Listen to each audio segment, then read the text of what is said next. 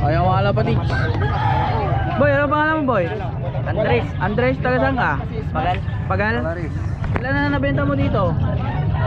Apat. Apat? Oh, buti ka pa, apat. Magkano itong mga ibon mo? Depende po.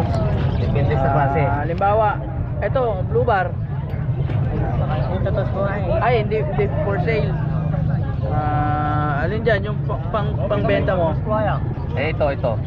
Ah, ito. Opo, ganda niya na. Magkano yan? Ha? 250. 250. Anong sising niya? Kamat commercial. Red color ata yan. Pero, off color siya, no? Ganda yung ano niya, kulay niya. Ano mo, boss? Puti. Magkano yung puti? Basta lang. 50? Sising yun?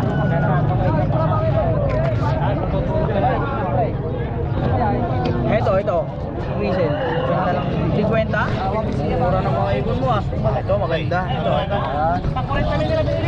70. Uy, tingnan mo daw nila yan. Yan o. Baba ito. Ayun. Sabi ko siya eh, may bibili eh. Ito. Magkano to? 50 lang. 50? Anong gender nito eh? Ha? Yan po. Barako. Maganda na kasi ang bumili ko. Ayan mo, binibenta mo yan? Kala ko Magkano yan? 150. 150? Anong sing-sing yan?